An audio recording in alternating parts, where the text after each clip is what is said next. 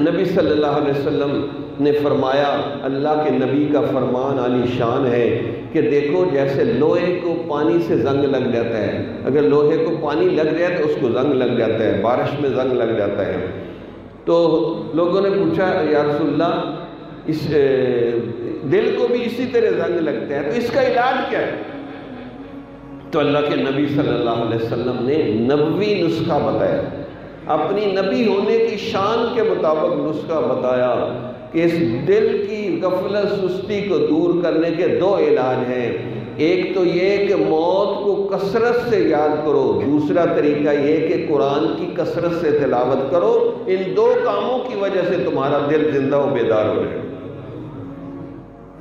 تو یہ نبی صلی اللہ علیہ وسلم نے نسخہ بتایا کہ دل زندہ و بیدار اس طریقے سے ہوں گے کہ ہم موت کو کثرت سے یاد کریں، دوسرا قرآن کی تلاوت کریں۔ ہم یہ نہیں کہتے کوئی 2-3 پارے کر لیں، بھائی آپ محبت سے قرآن کو اٹھا کے محبت سے ایک نظر دیکھ لیں، یہ بھی بڑی بات ہے۔ یا ایک رکوع پڑھ لیں، ایک پاؤ پڑھ لیں، ایک پارہ پڑھ لیں، یا سورہ یاسین ہی پڑھ لیں، یا سورہ الرحمن پڑھ لیں۔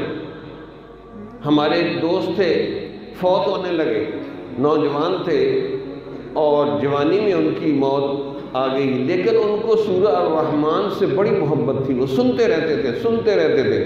اب تو موبائل کے اندر بھی بندہ سن سکتا ہے، تو ان کا آخری وقت ہے، لوگ سورہ یاسین پڑھنے لگے۔ ان کا نہیں وہ سورت پڑھو جو میرا شیخ پڑھ رہا ہے، ان کو نظر آ رہا تھا۔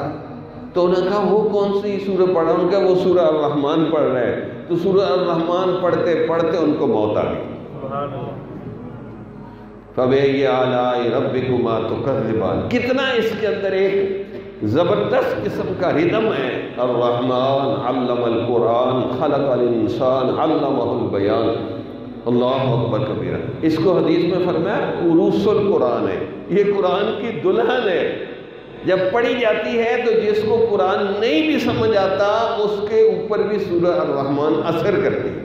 اسی لیے تو ہم کہتے ہیں کہ یہ قرآن پوری دنیا کی زبردست چیلنج کتاب ہے، یونیورسل چیلنج بک ہے کہ دنیا میں کوئی زبان بغیر سمجھے بندے پہ اثر نہیں کرتی۔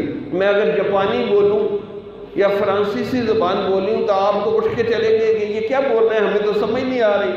اسی طرح ہمارے میں سے اکثر لوگوں کو عربی سمجھ نہیں آتی کہ کیا پڑھ رہے ہیں، لیکن جب سورہ الرحمن پڑھی جاتی ہے، قاری صاحب سورہ الرحمن بڑے خوبصورت انداز سے پڑھتے ہیں، جس کو قرآن نہیں بھی سمجھ آتا سورہ الرحمن اس پہ بھی اثر کرتی ہے۔